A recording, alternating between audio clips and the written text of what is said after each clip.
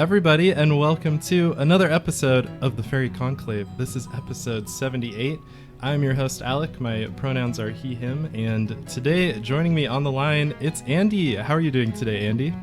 I'm great. Thank you so much for having me. I'm excited to be here. Yes, I am excited too. I reached out on Twitter and kind of asked for people to see if they were enthusiastic enough about a specific creature type in Magic to want to talk to me about it for like a whole hour on a podcast.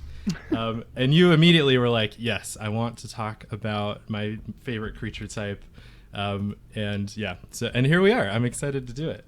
Yeah, we don't get to hear about the creature type we're going to chat about today for, I guess at least for about an hour today. We don't get to hear about it too often, and we get a lot of cards from this creature type. So yeah. I was really excited to reach out, and I know that when we were doing our pre-recording chat, you said, I guess I didn't even realize how little we chat about this creature type. So, but I'm Andy Floury from the Guardian Project podcast. My pronouns are he, him, and I'm glad to be here. Yes. Yeah. So let's introduce you a little bit.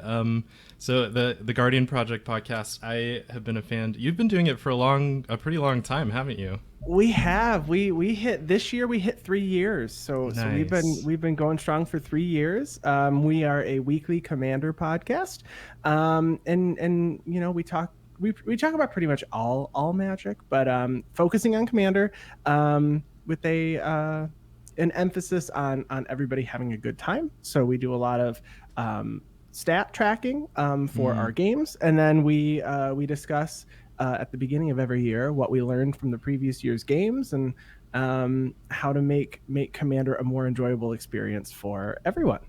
I really like that. I think the outlook of just trying to have a good time is one that is always important to like emphasize and also circle back to. So yeah, I really like that you kind of reflect back on the previous year of Commander. I think that's something I want to be doing more often. Yeah, it was interesting because in the beginning we heard a lot about this you're playing casual Magic, right? We focus primarily on casual Magic. We've got all power levels, I guess, if you want to refer to it that way. But we can play we can play up, we can play down, we can play with precons, but the ultimate goal was just to make sure that everybody was having a good time. So we track who wins, who loses. We track sometimes who or what turn the games are ending on, how the games are ending, and then we just kind of chat about whether or not we think it's good for our local play group or to play online. And I've learned what decks I do want to play with strangers with, or maybe someone for the first time that I'm playing with them. And I know which decks I don't want to do that with. And all of that is just because we've been tracking and learning what we think is fun to us. Yeah, I think that's really important. It's cool to have kind of enough information to set up some boundaries for yourself when you're playing with strangers or with your friends. You can it's cool to feel comfortable enough to say, hey, when you're playing Glacial Chasm, it makes me feel bad. So when you're going to play your deck with Glacial Chasm, can you not play it against my all creatures deck that has no alternate win cons? Yes, exactly. Absolutely. I like it. I've also written for Commander's Herald. So if you've read any articles there, I have an article series called Good Grief where I talk about ways to combat strategies that make you say good grief. I've also written a few set reviews there, so you can go find me on Commander's Herald. And then we stream on Twitch occasionally for the Guardian Project podcast. We do Commander gameplay every other Thursday night at 8 p.m. Eastern. Awesome. Yeah, I am always down to watch some Commander gameplay on Twitch. So thank you for doing that. I think it's for somebody who's been a guest on a couple of Twitch streams. Even just being a guest is like, you kind of have to work on that setup, at least for Spell Table. So I appreciate all of the work that goes into like putting on a whole production. For sure. Yeah, it's a lot of fun, and you know, we don't stream too much more than that. Obviously, I have a full-time career, but I play as much Magic as I possibly can. So it's a lot of fun, and we've gotten to meet so many cool people through Magic. That's awesome. Yeah. So yeah, thank you for that. I think I definitely really appreciate everything you do, and I've enjoyed all of your content. So if anyone out there hasn't, yeah, of course. If anyone out there hasn't checked out Andy's any of Andy's stuff, we'll have links to all of those things we just talked about down in the episode description. So yeah, definitely go check it out. But yeah, so I have brought you on today to talk about a certain creature type, But before we get into it, let's quickly do our community spotlight for the episode. This is where we shout out another content creator or somebody in the Magic community. But yeah, so our community spotlight for today is going to be the Humans of Magic podcast, which is, I thought, a very fit to the theme of today's episode. Yes. Because, yeah, spoiler alert, we're going to be talking about quite a few humans today. Yeah, so the Humans of Magic podcast it's really cool. It's kind of like one of the most professionally done podcasts in kind of the Magic community, which for me, I definitely don't see myself as being professional at all. So I appreciate when other people are able to do that. And it's really good. So they bring on it's like a long form interview basically with somebody who's involved with Magic in some way. And I kind of like how much variety they have in their guests. Like just recently they did an episode with Sam from Ristic Studies, which was really cool. But they also do, besides content creators, they do like pro players, and they'll talk to, kind of anyone involved in any part of Magic. So there's definitely someone there that you can go and listen to their episode on and kind of get like a deep dive into who that person is. And I think that's really cool. I think it's fantastic. Yes. And so definitely for our community spotlight, go check out the Humans of Magic podcast. But today, besides the humans in the real world that are involved in Magic, let's start talking about humans in actual Magic. So, Andy, would you like to, I guess before we kind of get into some of the interview questions I've got, would you like to give a little bit of background on what you've got going on with humans and where you got your profound love of humans in Magic? Sure. So I started out playing in 2013, and I started out playing tabletop, and then just like 60 card tabletop that wasn't focused on Commander at the time. It was not until a little later, after Battle for Zendikar had come out, that I started playing Commander. But I was playing in Standard at my LGS, and one of the decks, and I think to this day it's still like my favorite deck that I've ever played, was a mono white humans deck. It played the Kythian hero of Akros, the legendary planeswalker from Origins that flips into Gideon. It was playing all of the cards that cared about humans from the Shadows over Innistrad blocks, like Thalia's Lieutenant, where you put counters on each human you control, and then just a bunch of 1 mana, either 1/1 or 2/1 creatures that maybe had upside, maybe they didn't, and then you just try to swing in as quickly as you can. And I had a lot of fun with that deck, and I was able to transition that deck later into a Commander deck that we'll talk about. But the nice thing I think about humans is that there's usually one in every set that comes out. There's humans like on most planes, and there's usually something for you if you have a human themed deck, where you can find something new that will likely fit your deck. So if you are someone like me who likes to tinker with their Commander decks constantly and add new things and change it out just to try out something new, this is one of those tribes that gets something multiple times a year. Yeah, I think that's really cool about Commander being able to, that's kind of how I am too, being able to like tinker with it continually. So looking for ways to do that with your decks it always makes it more like engaging for me to be building decks.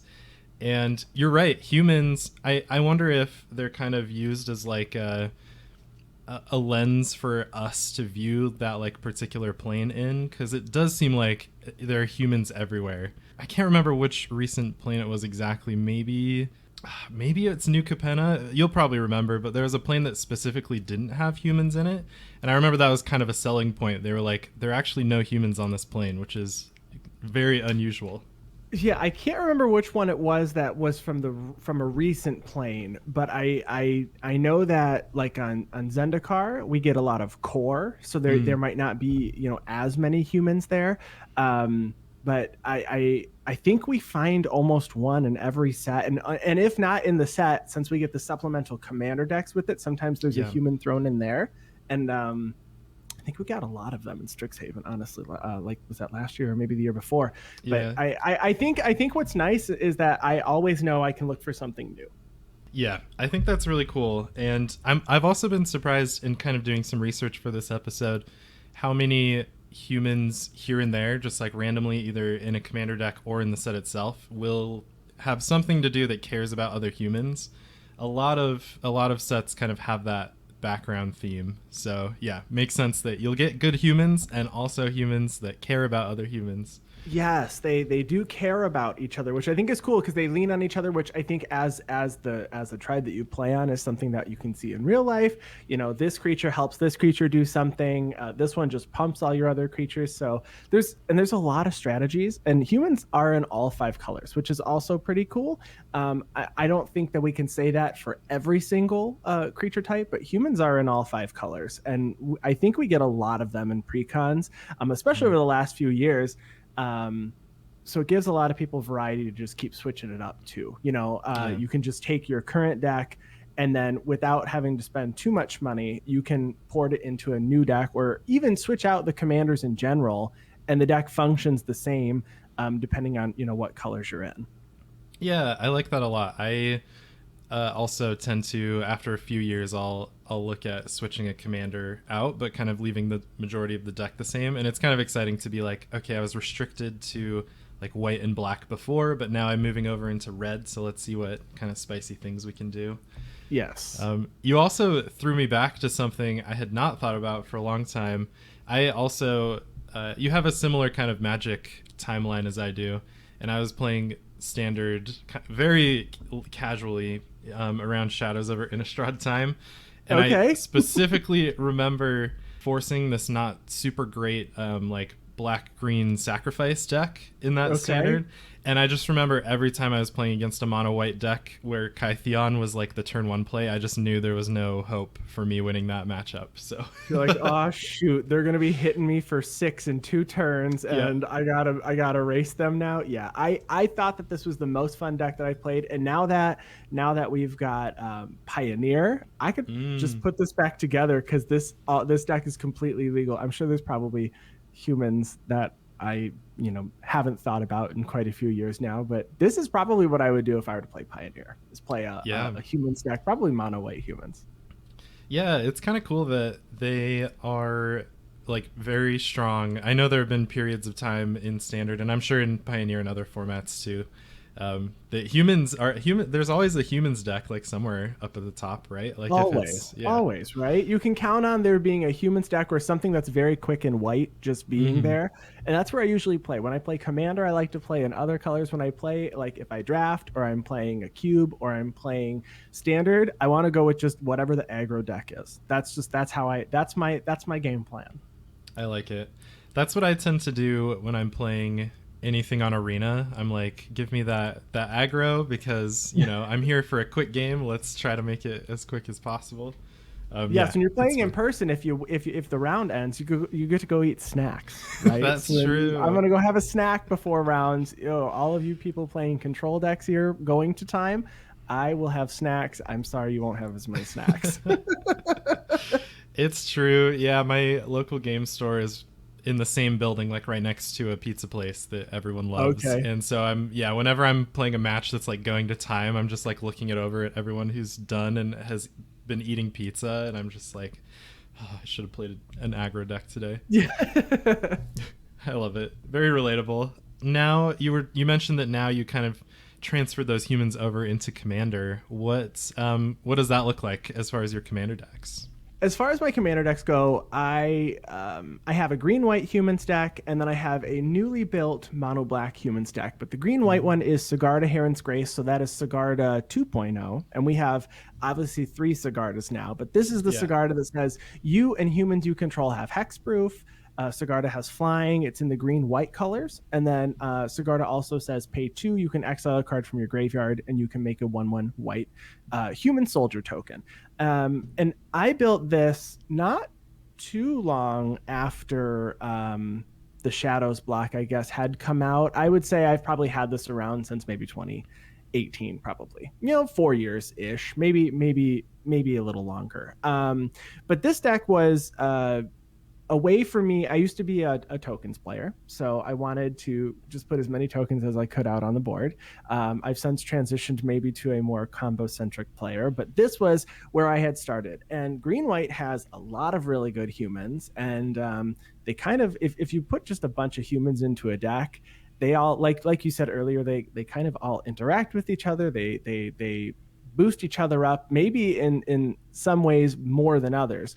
But building in a tribal deck as well, it takes away a lot of pressure of trying to come up with something cool or unique or completely different. You can say, all right, if I add just a bunch of humans and things that care about humans, this deck should be pretty good. So Sigarda was kind of where I started. This deck was built from scratch. I just added my favorite humans. So if you do look at like a Sigarda Heron's Grace, maybe like a standard build, I might not have all of those cards. I like playing with cards like Charming Prince, where I can blank creatures. I think that's pretty cool. And then when we got the Innistrad sets, Midnight Hunt and Crimson Vow last year, I really had a lot of thinking to do. It was like the meme when you look at someone and they're like sweating profusely. It's like, which ones do I cut? Which ones do I add? I want to add them all. So this one, I would say this one changes up pretty often just because I want to play new cards. But I got to move all of those cards from my standard deck into my commander deck. A lot of them are still around. I do still have like Thalia's Lieutenant I will play with. That moves in and out of my deck list. I like playing with just cards that are, they kind of, it's like you don't have to do too much thinking, which I like with humans. You play the human, you turn the human sideways. I think that's important. I kind of wish I had started with a more straightforward type of deck when I first started playing Commander. And that's what I recommend to people who are looking to get into Commander for the first time. I'm like, just if you pick a creature type that you are drawn towards, like we can build a whole deck around that. There's probably some support for it and you'll just have a good time. And like you said, you won't have to use your brain too much. I call that the end of the night decks, when you have already kind of played a few games and your brain is ready to not be thinking as much. Yeah, this type of deck is perfect for that. And I like that you have the ability to play. I do run a couple of creatures in my deck that allow me to tutor for creatures. So like you have the ability to play it like a more sophisticated or complicated deck, but you can also just say, no, I'm going to play this, and I'm going to play 2 lords, and now all my humans are 3/3s or 4/4s or 5/5s, whatever it is. And you have to find an answer, or I might win. Yeah, it's good. The only thing that I have noticed from human decks that I've played with in the past is there is a surprising amount of math involved that you have to actually go through. I noticed you're playing Cathar's Crusade in this deck, which is you basically have to like solve some algebraic equations in order to figure that one out. But it's one of those cards where either it lands and I do really well, or it lands and someone either removes it or they exile it or destroy it, and that's fine, and that's fine too. It's good for everyone, but certainly where the phrase math is for blockers, it's definitely a math is for trying to figure out how many counters I put on creatures and then how many creatures I need to swing to actually win. Because this deck does make a lot of creature tokens, which is very nice. And then on the flip side, Jaren Corrupted Bishop is my mono black humans deck. So Jaren is a 2/3 human cleric. This actually came out in Midnight Hunt, so this came out in the fall of last year. So for 2 and a black, you have Jaren. When it enters, you or another non-token human you control dies, you lose a life and you create a 1/1 white human creature token. So this one has a more aristocratic strategy, so sacrificing creatures, where you've got cards like Blood Artist or Falconwrath Noble, where people will lose life when your creatures die. You can pay 2 to give a human you control lifelink, which is pretty cool because you're losing a lot of life, so you can pay to get it back.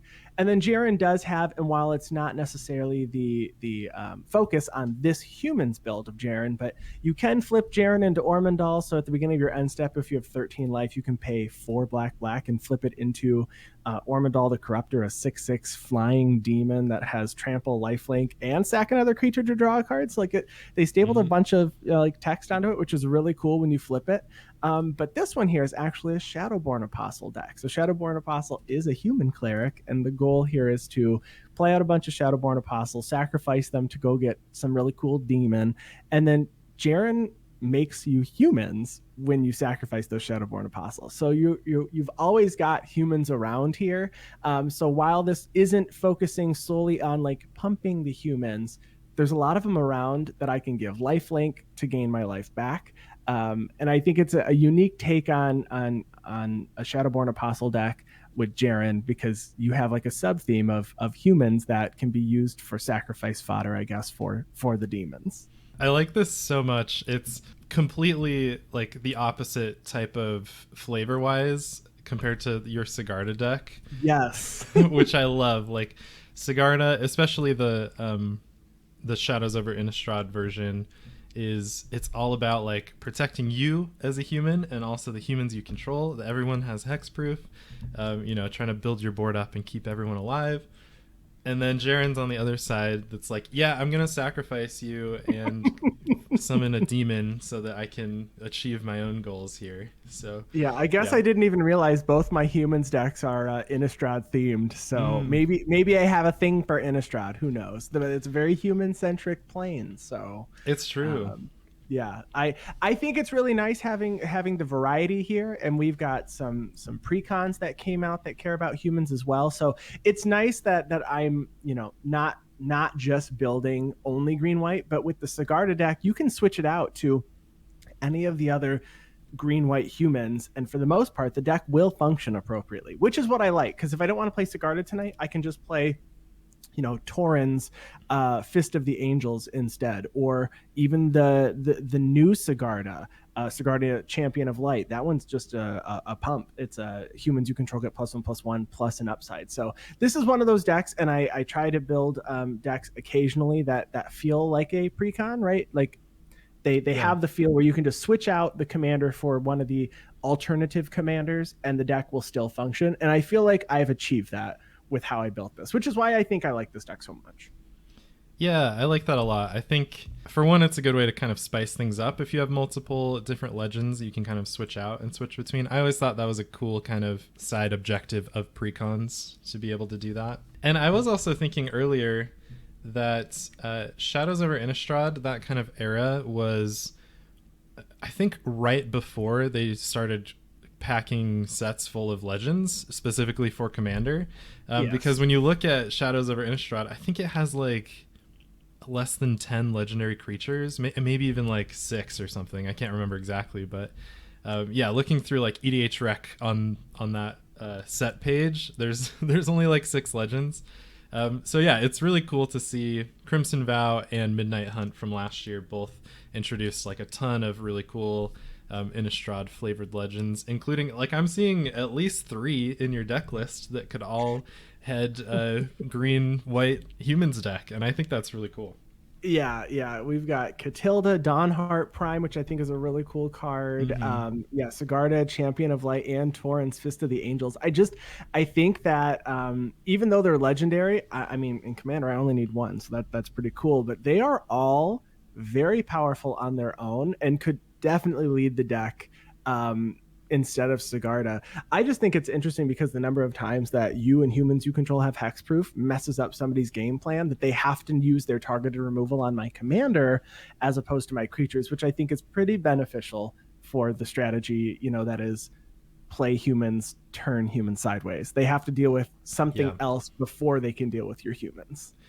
Yeah, I think that's honestly a really smart way to build a tokens deck. Is it's very susceptible to just like a simple board wipe will set you back so far. So, and I guess the hexproof doesn't really help against that, but just having a way to kind of like keep your like your Sigarda that's buffing everything alive, so you can have enough power on board. I feel like extra protection, especially in a deck like this, is something you need. So just having it on your commander. After a board wipe as well, the Sigarda itself, you can pay 2 and exile cards from your graveyard to rebuild. So if you do lose 5 creatures, you can just make 5 creatures by paying mana later in the game. So really, your creatures, having, I would say, graveyard as an extension of your hand doesn't necessarily fit here, but graveyard as an extension of your commander certainly. So although you remove my humans before, they're going to just turn into 1/1 soldier humans, and they'll get you that way. I like it. Yeah, it's honestly really cool. I think every once in a while you could test out the deck and maybe play Catilda just to see how it feels that night, but then kind of having the Sigarda as the default, especially because you have I'm sure some nostalgia for it anyway. I think makes a lot of sense. Yeah. Okay, so my next question for you, just in general about any humans in Magic, are which kind of human related card is just your absolute favorite? Oh, this question was so hard. This question was so hard because at the time of recording this episode, there's like just shy of 3,000 humans, and I was like, Wow. oh my gosh, I have to pick just one. So I'm gonna go with one that I have had a lot of fun playing, and it doesn't always create that big splash you play every time, but when it does, everybody remembers it, and then they want to remove it next time, which is Shaman of the Forgotten Ways. So this is a card that came out in Dragons of Tarkir a few years ago, and it is a 2/3 human for 2 and a green, and it has tap to add 2 mana in any combination of colors to your mana pool, and you can only spend that to cast creature spells. So this one is definitely focused on casting creatures. You're not going to be able to use this mana on instants or sorceries, but it has the formidable mechanic, which cares about you having creatures with total power 8 or greater. And it has pay 9 green, so 11 mana total, and you just tap Shaman of Forgotten Ways, and it says each player's life total becomes the number of creatures they control. So Ooh. In this deck, you get a lot of creatures, and even if you have 4 or 5 creatures, and this is a ramp, so this is a very strong mana dork, I guess. You can get to 8 power very quickly. You just need to get to 11 mana. And the number of times that I have actually activated Shaman, I could probably count on 2 hands. I'm going to say on 2 hands. But it changes the game rapidly when someone has 1 creature and you're playing a board of tokens and you say, I've got 6 or 7 creatures. You can change everybody's life totals from, I don't know, someone playing a life gain deck going down to 1 or 2 because they only have 1 or 2 creatures that have been huge is wild. And this ability is actually from the card Biorhythm, which is a card that's banned in Commander. So Biorhythm is just 8 mana, 6 green, and it's a sorcery that says each player's life total becomes the number of creatures that they control. So, it's a very powerful effect. On Shaman of Forgotten Ways, it's less powerful, right? You have to have it on the board and be able to tap. You have to have 11 mana, and you have to have enough creatures so that they have power 8 or greater. But when it happens, it's extremely powerful, and it helps kind of get the game rolling early because it's just a mana dork that you want to use. And then later in the game, it's a win condition in the deck. And I like alternate win conditions. And if you do happen to have an opponent that doesn't have any creatures because they're playing, maybe Spellslinger or something else, you can take them out that way, which I think is really interesting to have in just a creature-based deck that an alternate win con like this exists on a creature.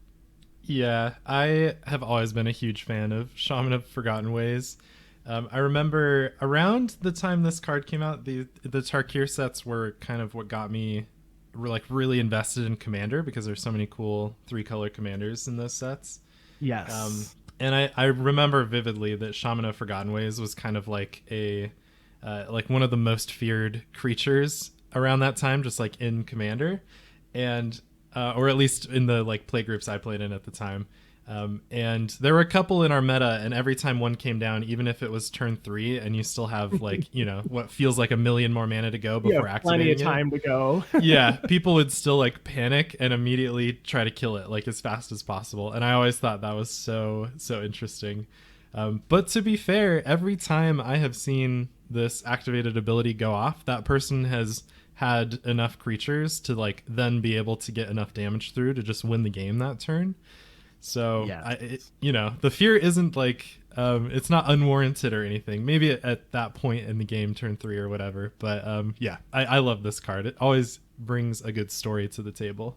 Yeah, if you have 6 or 7 creatures and someone forgets about the Shaman of Forgotten Ways, and you say, what, I'm going to activate this right now, and they maybe swung out or only cap up 1 creature, and now they're at 4 life with 1 blocker, and you have a bunch of creatures that are strong, it changes the game pretty quick. So it's one of those cards that I like because you also kind of have to keep an eye on it, and it shifts the focus maybe away from something else that you don't want them to remove, or they have something that like a Chaos Warp, and they have to decide if they're going to use it on Shaman of Forgotten Ways or, like you mentioned, on Cather's Crusade. Which one do you get rid of? They're both going to be a problem at some point. So I think it's fun having that, and that's the human I'm picking as my favorite from the ones that I've played with.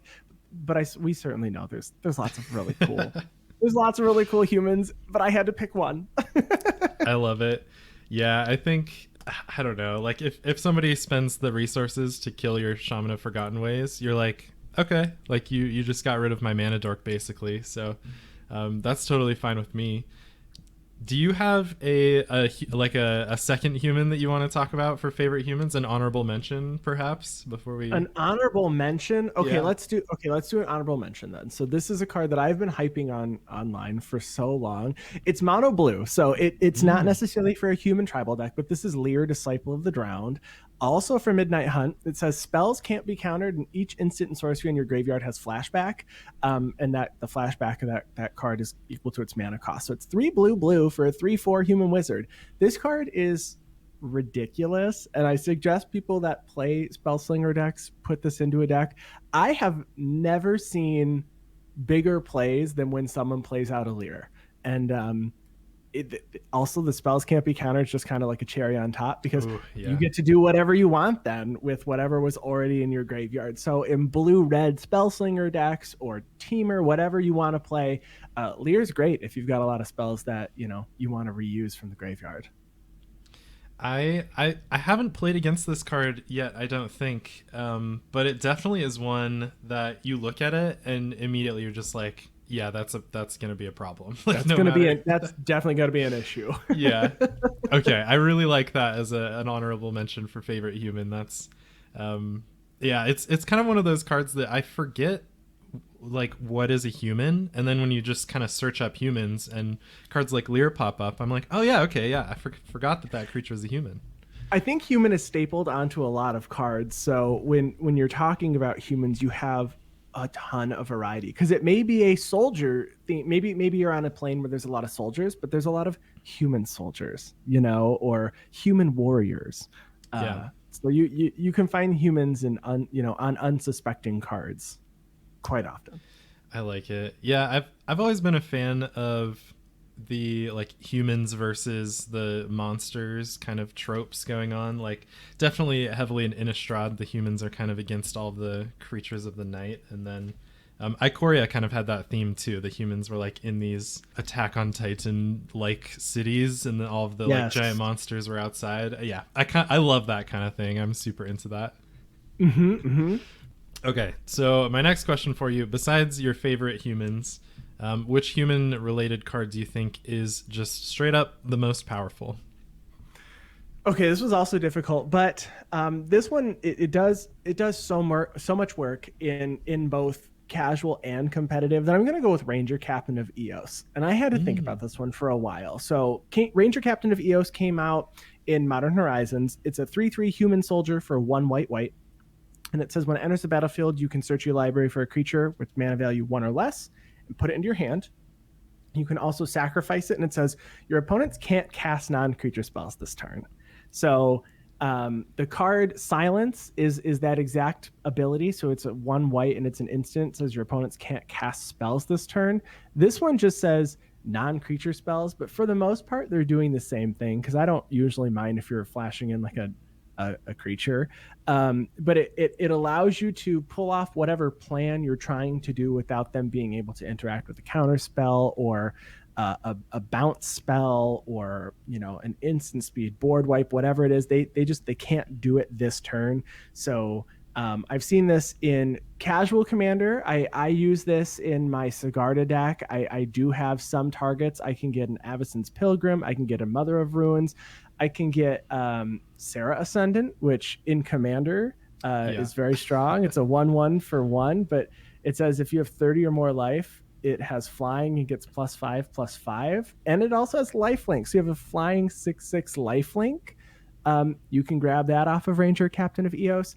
But then in the competitive sphere, Ranger Captain of Eos sitting out can stop somebody when they're trying to combo off. And it's really powerful.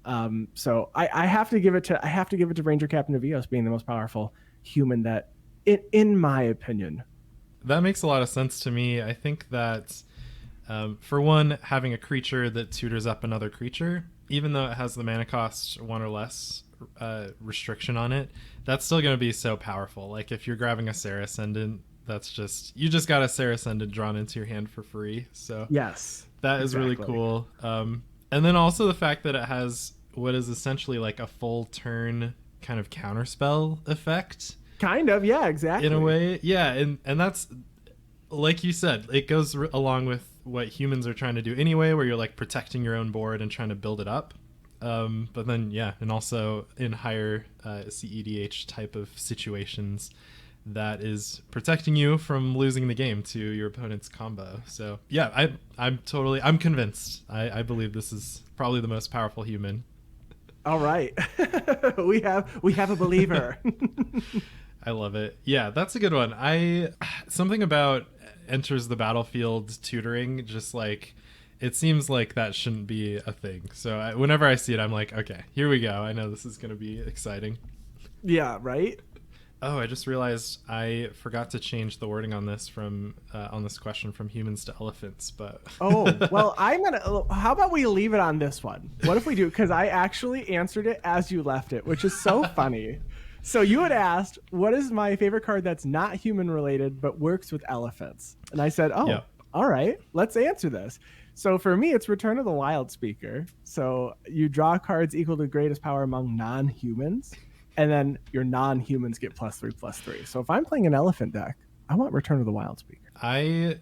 Well, thank you for answering the question as written. You followed the instructions perfectly. Instructions were definitely incorrect, but I will agree with you. So I honestly, I think Return of the Wild Speaker is one of my favorite cards in kind of like recent years that I've been playing a whole lot.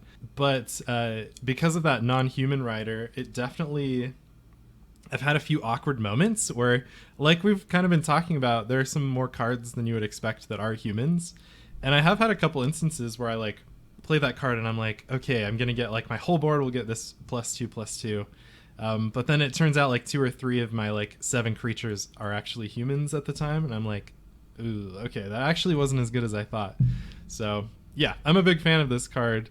It works really well with elephants, and it is a great non-human spell. So, but if I were to answer this as if we were looking at our non-human spell that works really well with humans, I'm going to actually go with cards that I will never stop talking about because I think they're so great, and they're the MDFCs from Zendikar Rising. So they're a spell on one side, they're a land on the other side, and I really like the card Kabira Takedown. It is 1 and a white for an instant, and it says Kabira Takedown deals damage equal to the number of creatures you control to target creature or planeswalker. So in a humans deck like mine, where I am playing a bunch of creatures out, I'm making a bunch of tokens, this can feel like just targeted removal for very large creatures. And if I don't need removal because maybe we're later in the game and there's not a creature I need to remove, I can just play it as a land on the other side. And I like the versatility of having MDFCs, but this one works really well, so I'm going to give this one to Kabira Takedown. Okay, yeah, I think that makes a lot of sense. I'm constantly thinking about ways to like incorporate more cards into your deck without sacrificing lands. And sometimes I forget about the MDFCs. So yeah, thank you for reminding me. I think that makes a lot of sense, that since you want to have a huge board anyway, and this card does damage based on your board size, you can probably just get rid of basically anything with this. You can, and I do like that it also says Planeswalker, because sometimes it's relevant. You know, someone's got a Planeswalker and I can't get through because they have a few creatures. I'll deal damage to the Planeswalker directly. Yeah, just play your land as a removal spell and move on. I like it. Sweet. Okay, well, thank you for that. I believe, I mean, I guess we'll find out. Hopefully I remembered to replace elephants with humans later. It was the only elephant reference in the notes. It was the only elephant reference, everyone. I love it. Maybe I'll kind of sprinkle in some hints from previous creature types episodes so that we can. One of the shows I listen to on Sirius Radio, it's just on their morning show. When they have a celebrity on, they have their celebrity ask a question, and the next person answers that question. So you could just do a question related to the previous creature type you talked about on your next creature type episode. You know what? I would love to steal that idea. That sounds really fun. Stolen. Sirius Radio. It's now ours. I love it. Okay, remind me when we get near the end of this for me to ask you for a question for the next Creature Types episode. Okay, all right. Okay, so the next question I've got for you is which human-related card art is your favorite? Okay, so this one I knew which one I liked. So I've had this as my background on my laptop since the fall of last year. So I like fall is my favorite season. I like that the aesthetic, the look of like, you know, the tree, the leaves are falling. I like, you know, pumpkins, candles, things like that. We get a lot of that from Leonor Autumn Sovereign, which is actually a human Precon commander that had come out last year. But this has been my background, but I also really like Mikaeus the Lunarch. I don't know what it is with these candle cards, but there's so many candles that they had to light in these cards. So I think I'm going to go with Leonor. I like this a lot. You know, one of the witches kind of standing in the woods with like pumpkins and the candles are all floating and stuff. I just like that aesthetic. I think it's pretty cool. Yeah, I'm right there with you. I am a huge Halloween fan. My birthday is in November, so that's like the month where I'm alive. And yeah, and I was super happy. I think Midnight Hunt had some of the coolest Innistrad artwork ever. Just jack-o'-lanterns, spooky. Yeah, the autumn vibes were so good. I always look at the Ren and 7 like borderless planeswalker, where they're like holding a jack-o'-lantern that's like floating. Oh man, that kind of thing. Yeah, that's great. I love it. So you kind of mentioned earlier that that set in particular with its humans related precon like shook up your humans deck quite a bit. Did you ever consider like just creating a third? I guess at the time it would have been your second humans deck that also would have been green white, or was it mainly trying to incorporate that into your already existing one? It was mostly incorporating cards. So the Coven mechanic was unique, right? So Coven cares about having creatures with different powers. You have to have 3 of them. But I do like the card Kyler a lot. So Kyler, Guardian Emissary. It says whenever another human enters the battlefield, you put a +1/+1 counter on Kyler, and then other humans you control get +1/+1 for each counter on Kyler. So that can kind of get out of control as well. I didn't take all of them because I knew I was going with a more token themed strategy. So I didn't think I was going to have a ton of creatures with different powers, because a lot of my creatures they're 1/1s or they're 2/2s, and then they're all going to get the same pump. So I might not have that third power that I'm actually attacking, going to get off that attack. So I didn't incorporate them, but these are fun, I think, to have as a secondary commander, because I think I would play humans in the same colors slightly differently with Kyler and Leonor. I like it. That's kind of the thing that I love so much about doing episodes like these is you learn so much about not just what the commanders are that you're currently playing, but also the fact that you can play like a ton of different, even just green white commanders that are all human based but have like completely different strategies. There's something really cool about that. I just think that's neat. So I just think that's neat, and I like that they all fit into each other's decks. And even if you did decide, you know what, I'm going to jam all 6 of these green-white legendary creatures that care about humans into the same deck, it's going to work, and it'll play just slightly differently depending on which humans you throw in. You can throw in humans that have removal, humans that put counters on things, humans that just are lords, so they're just giving +1/+1 to creatures, or even +2/+0 depending on which creatures you're using and which commander you have. But they work really well together. But for me, I wanted to kind of keep them separate because I like how I've got the Sigarda deck now. But then I got just more decks to play. Yeah, totally. I love that. I think it's a really cool thing that you can do with these creature types that are that have like enough cards, like you said, over 3,000 for you to consider, and also some support just within themselves. Right. So, yeah, that's really cool. Okay, my next question for you is, what is your favorite human-related token? Okay, so human-related tokens. This one was a fun one because this card came out in Throne of Eldraine, Outlaws Merriment. So for one red, white, white, you get an enchantment that says at the beginning of your upkeep, you create one of these tokens at random. And they're red and white creatures that one of them's a 3/1 human warrior that has trample and haste. One of them could be a 2/1 human cleric with lifelink and haste. And the final one is a 1/2 human rogue with haste, but also has when this creature enters the battlefield, it deals 1 damage to any target. So this one's kind of like you don't know which one you're going to get, and I do like that. And now this is not green white, obviously, so it doesn't fit well into my current humans deck. However, there is or are a few different options that you could play humans in that came out in precons, like Jarina Kudrow that came out with the Korea Commander. Jarina says other humans you control get +2/+0, and when Jarina enters, you make a 1 white human soldier for each time you've cast Jarina. So that's cool. So the Throne of Eldraine Outlaws Merriment tokens work in Jarina, but also Sylvar and Trin. So these also came out, and they care about sacrificing humans and then creating humans when you attack. So in the Mardu colors, you've got that. And then if you wanted to build something with like Queen Marchesa as well with humans, or even Kenrith the Returned King, I think Outlaws Merriment's cool. And the fact that the card gives you 3 different potentially random human creatures that all have, in some instance, they will probably all be relevant. A 3/1 that has trample. Lifelink would be great if you're getting low on life, and then if you're playing against a tokens deck or something that's really strong, like a very powerful creature that might only have 1 toughness, you can remove it if you get that 3rd creature token. So I like all 3 of these tokens themselves, but art wise, I would probably have to go with the human token from Midnight Hunt, and it's just like a guy holding up a pumpkin. Yeah. And I just think that token's hilarious. And I've talked about this online before. I would totally cosplay that guy. I'd show up to like some command fest just holding up a pumpkin. Okay, I would love to see that. I think I love seeing deep cut cosplays that only like the most specific of Magic players would know, and that's even a step beyond that, I think, like a token art. You show up and it's like, what are you? You're like, I'm the human token from Midnight Hunt. Like, oh my gosh.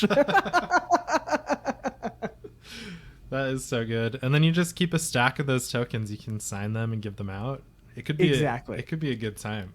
And you can get those in foil now. I love that tokens come in foil, so I can sign those and give out human tokens. I 100%. I'm on board with this. We have to make it happen now. I like it. Yeah, please. Let me know when and where this is going down. Yeah, you mentioned Queen Marchesa, which I actually have a Queen Marchesa deck, and it's true. If you look at EDH Rec, a lot of people build her deck as a Mardu humans deck.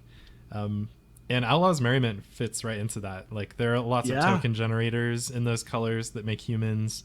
And that's a great one. I always really liked this card too, just the flavor of it. It's like just a band of outlaws, and you just can't expect what they're gonna do and which one's gonna come try to help you. So you see what you get.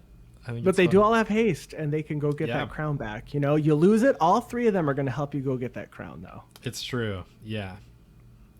I feel like this is also really sweet in a party deck, which has been getting some extra support lately too. So. Yes, and we care about that there too. So 100%. Play more Outlaws Merriment, folks. Yes, definitely. I like that. Okay, so we've kind of been mentioning strategies. Especially the ones you've been playing a lot throughout the episode, but just to kind of dive into that a little bit deeper, what overall deck strategies do you think work best with humans? I think we've got like two main strategies here. I think that I use a lot are like token strategies or go wide strategies, where any of like the sub themes of like +1/+1 counters work. You have a little bit of life gain, you have a little bit of maybe legendary creature thrown in, but for the most part, I think with the token strategy or go wide, you can play with commanders like Taurens, Fist of the Angels, Jarina Kudrow, which was a precon commander, even Sigarda's. We have Sigarda's 2 and 3. Obviously, number 1 is not necessarily a human themed deck, but Sigarda Heron's Grace cares about making humans and giving them hexproof. Champion of Light is just a lord on them. So lay out a bunch of creatures, give them some more power and swing. But I also really like the idea of sacrifice and aristocrats. So if you're playing with Jarina or Sylvar and Trin, or you want to run Queen Marchesa even, or Saskia the Unyielding, which is funny because it's a 4-color commander, but you can just play with humans, and it's a humans deck. Adding black, you have a lot of sacrifice. So if you're able to make a bunch of these tokens, which you can make a bunch of tokens in humans pretty easily, you can sacrifice those to ping your opponents with cards like I mentioned earlier, like Falconwrath Noble, Bastion of Remembrance even, to kind of get their life down without having to swing, or you swing and then also do it after combat because you might have that. But like I said earlier, I play with a Jaren deck, so I play mono black for my human sacrifice theme there. And the Shadowborn Apostle in that deck are humans, and they became a lot more affordable after Double Masters 2022 came out, because they were only printed in M14 and they've just finally been reprinted. So I know it's a gimmicky deck, but it's still really fun to play with it, and everybody always likes to talk about it afterwards. So I would say tokens and go wide, but overall you can do almost anything. You mentioned party, you can just play with anthems, you can play with treasures, there's pod themes, so you can sacrifice your creatures and go get a creature with bigger mana value, or equipment even. There's a lot of things you can do. Just give some humans some equipment and go to town. Yeah, I think that's really cool. And also Kyler kind of introduces like a go tall strategy for humans. It's like kind of also go wide, but it's a different flavor of it, which is almost Voltron-y, and I think that one's pretty spicy too. And they're really cool. And then Catilda Dawnheart Prime that came out gives humans you control tap to add 1 mana of any of that creature's colors. So you also now have ramp. You have like ramp mana dorks on too, and it turns all of your creatures into mana dorks, which can get bigger creatures out sooner. I think humans has gotten a lot in the last 2 and 3 years that I would not be surprised if we continue to see a lot more humans come out, because it's just really fun. It's just a lot of fun to play these commanders. Yeah, it's true. I forgot to mention it earlier, but I have a friend who plays a Catilda deck that is based on like untap effects. So you can utilize like tapping and untapping your creatures for tons of mana, and then also a bunch of the like a lot of humans out there have cool tap effects that my friend is able to like use multiple times. So that's another one I just remembered that is kind of a spicy humans deck that does unique things, but still plays all these cool humans. Yes, and then if you want to just go for mono white beatdown, Adeline Resplendent Cathar is just really good. When you attack, you make 1/1 white human creatures tapped and attacking each player, and if they don't get removed, now you just have more creatures. So it's all over. You've got lots of things you can do, and I think humans fit most strategies. And I bet if you wanted to just pick some theme, you could probably find a human commander that'll just fit that theme for you. Definitely. Yeah, I think that's good advice too out there. Anyone who is interested in humans, you have so many options. Like we've just talked about like 8 different commander decks you could build with humans in mind. And I'm sure they're affordable. It's not an expensive tribe to build. Most of them are affordable. Some start getting up there. The prices can start creeping up. Once they get to $7, $8, $9, $10 and plus, I certainly understand. But a lot of them are very affordable.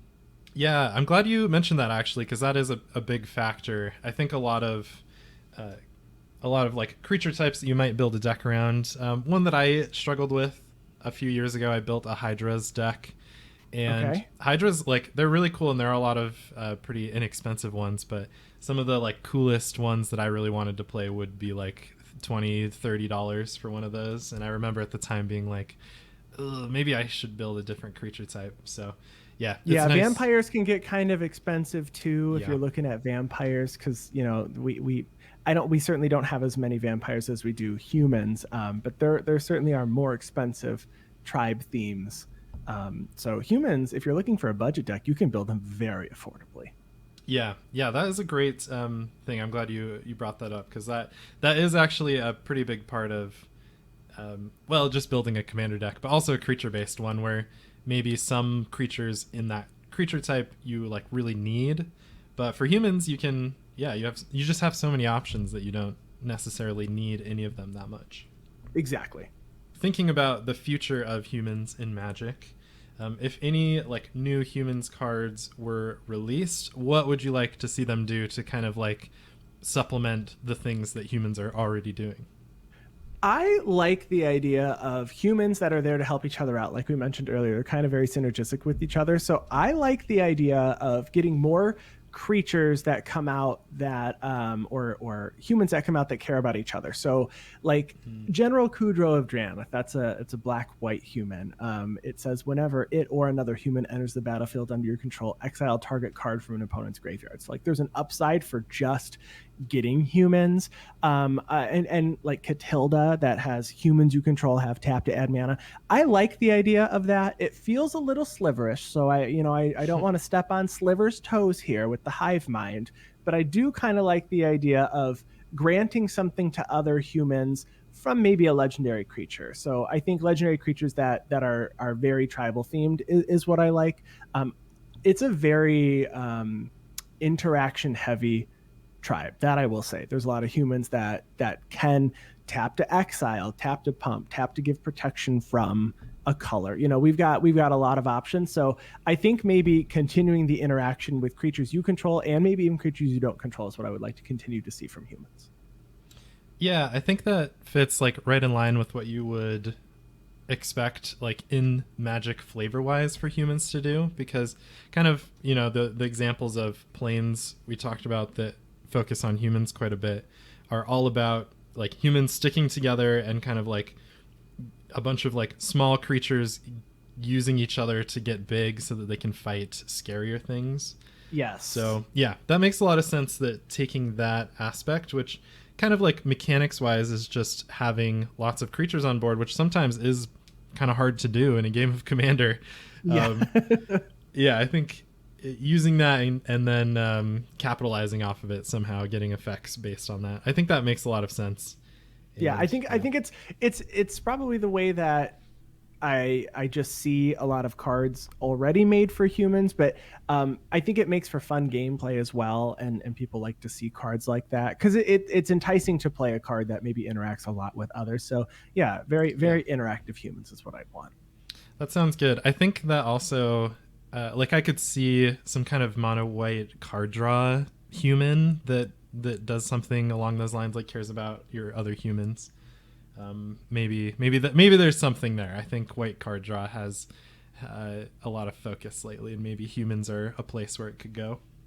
Yeah, that would be nice. I know I'm using Welcoming Vampire in my decks that for white, because whenever a creature enters battlefield 2 or less, power 2 or less, I get to draw a card. It only triggers once each turn, but if Welcoming Vampire was just like welcoming human, yeah, that would be like perfect. But I am still running the vampire to make sure I have the card draw in my humans deck. Yeah, makes sense. I do think that that effect on a human, I mean, we kind of like Mentor of the Meek type of vibes, so we should just have more of those. Yes. In humans. I think that makes a lot of sense. Okay, we're getting pretty close to the end. I have, well, besides our bonus question, I have one last question for you, and that's a pretty general. How can all of us, like me and everyone listening to this, how can we appreciate humans in Magic just a little bit more?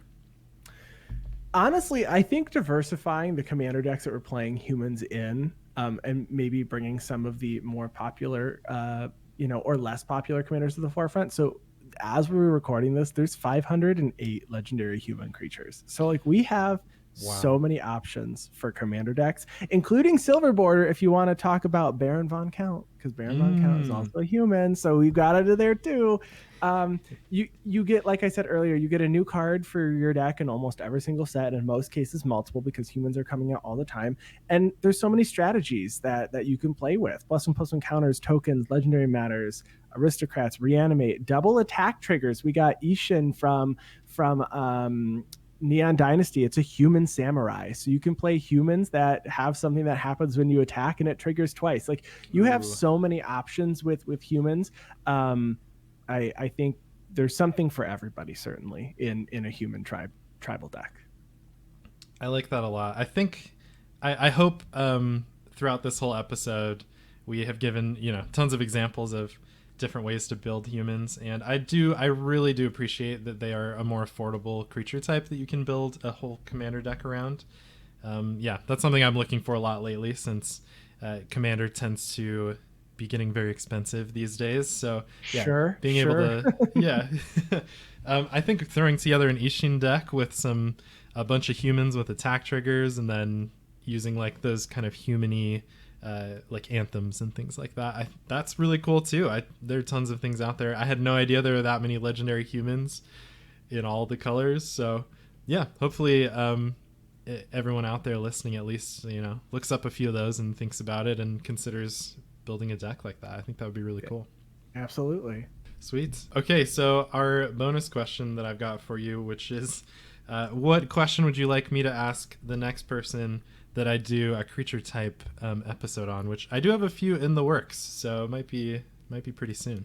Okay, so the question I would ask them is, if you could add flash to any creature in that tribe that doesn't currently have it, which would you add it to? I like that a lot. Yeah, as somebody, I've been building a few creature type decks lately, and I think one thing that I'm an instant speed person. Like, I love playing my ley lines of anticipations and things like that. But creature type based decks generally don't really have access to things like that. Without trying really hard. So I like that question a lot. I'll have to. Yeah, I'd be curious to see what they say, because adding flash to some of these humans would be really, really cool. So curious to see which one they pick and why. I love it. Just really quick, which human would you want to give flash to kind of make the most impact? Oh gosh, I already talked about one of my favorites, which was Lear, Disciple of the Drowned. So I think flashing in Lear at instant speed at the end of someone's turn, and then having all my spells in the graveyard have it would be crazy in a blue-white deck. But if I were in the green-white colors, I would probably want to flash in something like Mangara the Diplomat, right? Because you get to draw when someone swings at you with two or more creatures. So if they are, you get card draw if you were to give Mangara flash. So that's pretty cool too. Okay. Yeah, I like both of those. Lear, that would be a little bananas. Bananas is a great word.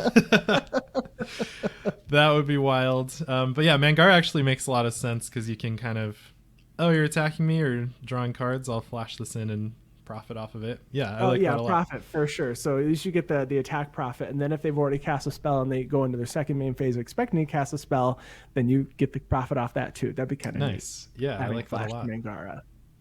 Yeah, that it kind of fits. I like that. That's a good answer. Cool. Okay, I'm excited to add that as a question next time. Awesome. So, Andy, thank you so much for joining me today and talking to me about humans. And I learned a lot. Like, I love doing these episodes because I had never really thought about humans too much before, to be honest. And then kind of preparing for this episode, and just during this episode, I've appreciated humans a lot more. So thank you. Wonderful. I'm glad to be here. I'm so glad we were able to get together and record this. And I hope that everybody tries out a humans deck and let us know if you do, because I want to know what you built. Yes. Yeah, definitely let us know. Okay. Yeah. As we kind of wrap things up, would you like to give another quick shout out to all of the content you've got going on, and maybe some upcoming things like that? Sure. Again, I'm from the Guardian Project podcast. You can find us wherever you listen to podcasts. We are all over Apple Podcasts. You can find us on Pocket Cast. You can find us on Spotify. We're there. We have a weekly show that comes out every Wednesday. We stream on Twitch, Guardian Project Podcast. You can also find some of my content on Commander's Herald. I write a series called Good Grief, where I discuss ways to combat strategies that make you say good grief. And then also I do some set reviews for them.